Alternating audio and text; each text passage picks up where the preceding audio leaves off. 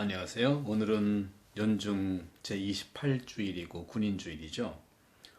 오늘 복음 말씀은 우리가 너무나 잘 알고 있는 마르코 복음 10장 17절에서 30절이죠.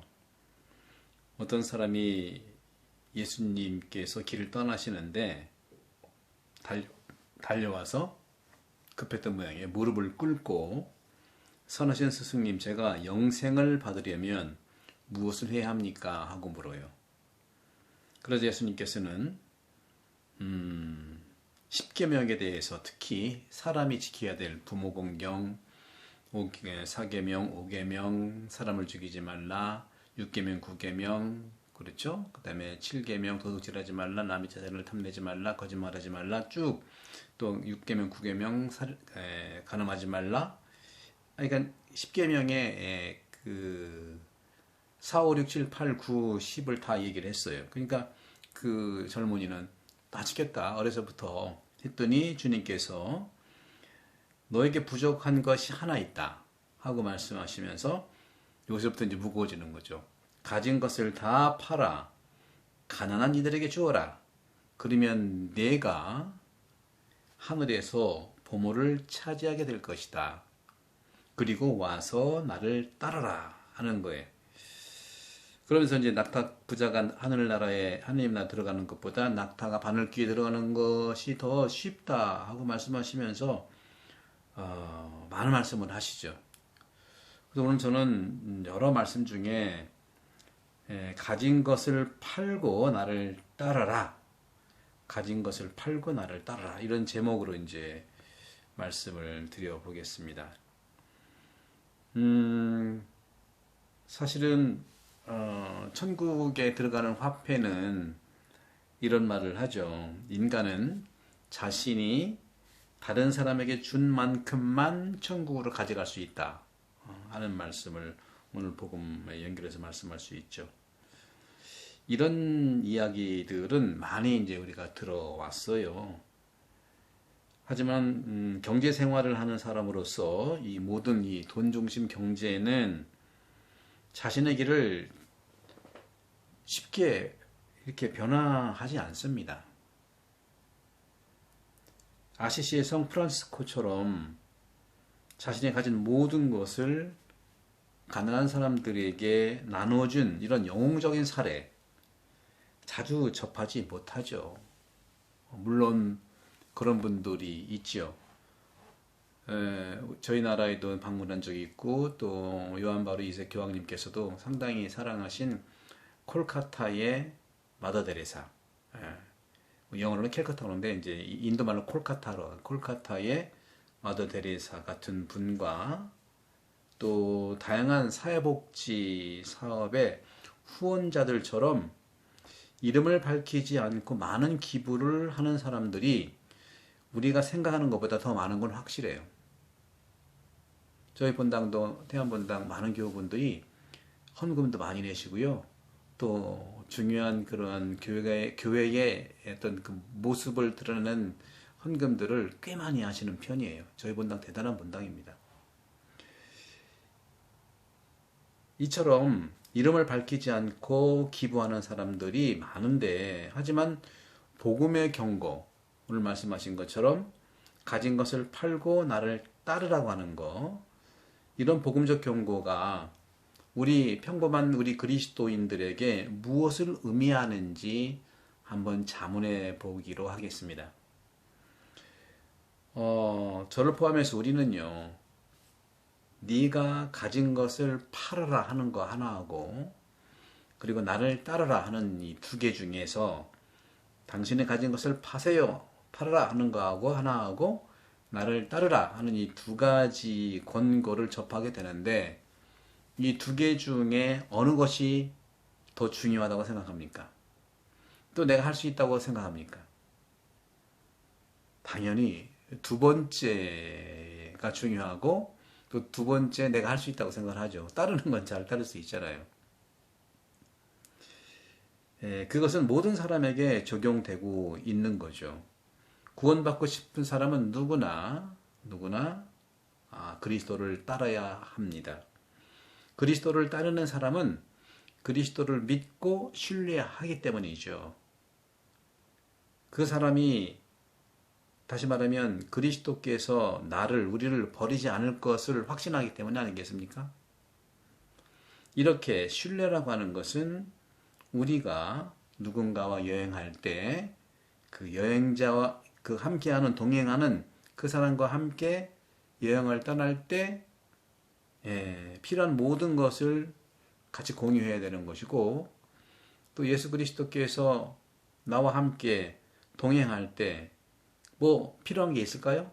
그분께서 다 구세해 주시고 마련해 주실 텐데 따라서 그분과 예수님과 함께 여행을 떠날 때는 필요한 모든 것을 기꺼이 나에게 또 우리에게 제공한다는 것을 알고 있는 거죠. 그러니까 돈을 가지고 가지 않는다는 사실로 표현할 수가 있는 거예요. 아무것도 필요 없다는 걸 얘기하는 거죠. 제가 너무 좋아하는 예수회를 창설하신 로욜라의 성 이냐시오 성인께서도 예루살렘 순례를 가기 위해서 지금 이태리 베네치아, 베니스라고 하죠. 베네치아에서 준비를 하고 있었어요. 성지를 가기 위해서 한동안 그는 한 곳에서 머물면서 엘레라고 하는 곳이래요. 엘레에서만 머물면서 살았어요. 이냐시오 성인은 길거리에서 또 일을 하고 또 비용도 얻고 팁도 얻고 근데 문제는 배 안에서 살아가는 거예요. 그때는 뱃삭 정도가 문제가 아니라 오랫동안 배를 타고 가야 되기 때문에 배 안에서 먹는 거 다시 말하면 배에는 식당이 없기 때문에 항해 내내 음식을 준비하고 식량을 운반하는 것이 꽤 어려운 일이었대요. 그래서 이냐시오는 여러 가지 이제 준비했던 모든 이 여행 순례 비용들을 받았고 또 얻었지만 그러니까 베네치아로 가는 길에 거린을 만났고 어려운 사람을 만나면서 다 털어준 거예요. 오늘 주님 복음 말씀처럼 가진 걸 다 팔아서 그리고 나를 따르라. 주님을 따라서 성지 순례를 하고자 하는데 내가 하겠다고 많은 돈들을 가지고 많은 돈은 아니겠죠. 준비된 돈을 가지고 가면서 복음을 살아갔던 성인이니까 모든 것을 오늘 말씀드린 대로 팔아서 나와 있죠. 가진 것을 팔고 나를 따르라고 하는 이 말씀에 딱 집중해서 그렇게 된 거예요. 자신이 그 비용을 받는 것은 당연한 일일 수 있지만 이것이 과연 옳은 일이냐 하고 자문하고 성찰하고 그렇게 믿지 않았다는 것이죠. 그렇게 함으로써 이냐시오 성인은 하느님에 대한 신뢰가 부족하다는 것을 드러낸다고 생각했던 거예요. 가진 것을 다 팔지 않으면. 그래서 또 다른 어려움에도 불구하고 이런 어려움에 불구하고 이냐시오 성인은 성지에 도착을 했어요. 근데 문제는 또 그렇게 가진 것을 다 팔고 나눠주고 하면서 우여곡절 속에 성지에 가게 되었는데 아픈 거예요. 또 병이 났던 거예요. 병. 중병에 걸려서 열이 너무 높았어요. 그 의사는 그렇게 얘기했어요. 배에서 죽고 싶으면 가라. 그렇게 얘기했던 거예요. 하지만 이냐시오 성인은 죽지 않았고 그 예루살렘 순례는 시작됐고 잘 끝이 났습니다. 여러분들은 제가 말씀드린 이 내용을 들으시면서 어떤 질문이 생깁니까? 하느님께서도 혹시 우리에게 그러한 신뢰를 원하시지 않을까? 그런 질문이 생기지 않겠습니까? 하느님도 그렇게 나에게 그걸 원하실까? 농담으로 답을 할 수 있습니다만은 아마 우리에게도 그럴 겁니다. 농담으로 대답하는 거지만 그렇게 믿고 있는 거죠. 그렇습니다. 그렇게 믿으시는 게 오늘 복음의 핵심이에요. 하지만 바로 우리가 그렇게 귀계한 방법으로 표현하는 것을 원하지는 않으실 거예요. 오늘날에 그런 가치들이 있지 않습니까? 하느님의 섭리에 대한 믿음과 신뢰 없이는 우리가 가족 공동체도 또 공동체도 이렇게 찾아볼 수가 없다는 것을 말하는 것이죠. 그런데 여러분들 가족을 찾으려면 어떻게 돼? 가족을 정말 이루려면 직업도 있어야 되고 집도 필요하고 또 노후에 대한 확실한 보장도 필요한 것이 사실 아니겠어요? 연금이라든가. 그렇죠? 가난을 서약하는 수도자들 사이에서도요, 처음부터 두 가지 경향이 있다는 것이 매우 흥미롭습니다. 가진 걸 다 팔아서 나를 따르라는 것이 수도자의 두 가지 경향이잖아요. 따라서 수도자들은 이미 첫 번째 서약, 청빈으로 가진 것을 다 파는 거예요. 재산이 없어요. 첫 번째 서약으로 자신의 모든 재산을 포기한 겁니다. 그러면 나중에 어떻게 살까요? 정말 그 시간 동안, 살아가는 동안 필요한 것 외에도 어떤 것도 내가 소유하는 것을 허용하지 않는 소위 탁발승 수도원들이 있죠. 프란시스코가 탁발승이고요. 또 불교에서도 소승불교 이렇게 좀 구걸해 먹는 거잖아요. 키예프의 성 테오도시우스, 그러니까 키예프의 대수도원장이었던 성 테오도시우스는 내일 동안 수도원에 아무것도 보관하는 것을 허용하지 않습니다 하고 선언을 했어요. 낮에 받은 것으로 생활하고 저녁에 남은 것은 가난한 사람들에게 나누어 주었습니다. 그런데 한 번은 요리사가 큰 파티가 있을 계획을 가지고 있어서 예정이어서 다음 날을 위해서 빵을 이렇게 남겨두었다고 합니다. 성 테오도시오스는 아침 식사 때 이것을 발견하고 그 빵을 강에 던지라고 명령을 해버린 거예요. 하느님께 대한 전적인 신뢰가 더 중요하다는 것을 얘기하는 것이죠. 수도자적인 그런 삶을 살기 위해서 그렇게 결정을 한 겁니다. 성 베네딕토 기축에서도 그렇고요. 바실리오 성인의 수도 기축도 그렇고 모든 것에 대한 소유의 우려를 표현하고 있는 겁니다.